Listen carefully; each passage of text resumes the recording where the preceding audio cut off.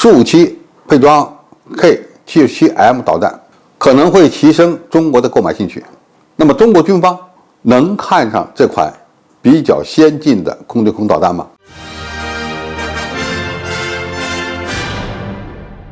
观众朋友，大家好，我是付天少。据美国军事观察杂志报道，俄罗斯的Su-57战斗机性能令人印象深刻，但任何战斗机在空对空作战中的潜力，在很大程度上不仅取决于它的飞行性能，也取决于它所能携带的空对空导弹的类型。目前，大多数的俄罗斯战斗机，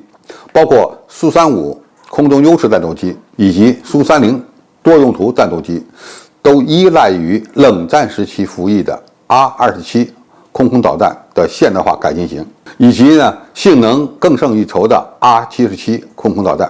目前俄罗斯空天军所配备的 R-77空导弹和美国的 AIM-120C、AIM-120D 等空导弹相比其能力存在着明显不足。以最新型的美国 AIM-120D 中距空导弹和中国的霹雳15远距空导弹相比，在技术上明显落后了。因此，俄罗斯现在正在积极地为Su-57这款隐身的重型战斗机开发一种新型的高度专业化的远距空导弹，即 K-77M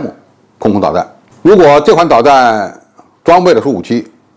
就有可能使俄罗斯这款比较先进的隐身战机在空战中占据一定的优势。K-77M空导弹的射程据说可以达到190千米，它使用了与中国的霹雳15类似的有源相阵雷达。正是因为这一点，美国媒体才预测它有可能会提升中国采购Su-57的兴趣。那么中距空导弹装备了有源相阵雷达之后，它的性能会有什么提升呢？有源相阵雷达它的特点是发射能量可以相对比较集中，因此这种弹载雷达的探测距离会有较大幅度的提升。一旦敌方释放电磁干扰，很难躲过它的跟踪和探测。弹载有源相阵雷达可以说是未来空导弹的一个重要的发展方向。那么 K-77M 研发成功之后，它与中国的相应的空导弹相比有没有优势呢？因为我们的霹雳15E 也采用的是有源相阵雷达，那么双方就名词而言好像是居于同一水平，因此美国的刊物才会推测，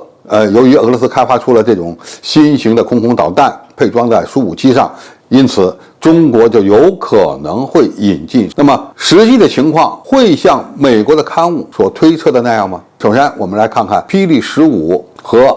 K-77M 这两种比较先进的采用了有源相阵雷达导引头的导弹到底谁更好？就射程而言，双方可能差不多。有些媒体甚至报道什么呢？中国的霹雳15射程要更远一些，超过200公里，起码不弱于俄罗斯目前正在开发的 K-77M。另外虽然这两种空对空导弹都采用了有源相阵雷达，名义上好像差不多，其实这里还有很多的名堂。那么俄罗斯在开发有源相阵雷达，不管是机载的还是弹载的这个方面应该说已经相对比较落后了。它现在所搞的这些有源相阵雷达，大部分需要进口，特别是元器件需要进口，甚至从韩国购买。那么韩国有这个技术吗？似乎是有，因为它引进了美国的相应技术以后，自己也开发出了有源相阵雷达的相关的元器件。但是它这个元器件就目前的水平而言，相对还是比较落后的。而中国国产的机载雷达、地面的雷达以及弹载的有源相阵雷达，往往采用的是更新一代的氮化镓的元器件，因此它的性能会更好。那么就这一点而言，中国的霹雳15以及比霹雳15射程更远的新一代的空对空导弹不仅不会比俄罗斯现在在研的一些空导弹差，甚至技术上还有优势。那么在这样的一个情况下，我们能否为了引进一款比较先进的空对空导弹，进而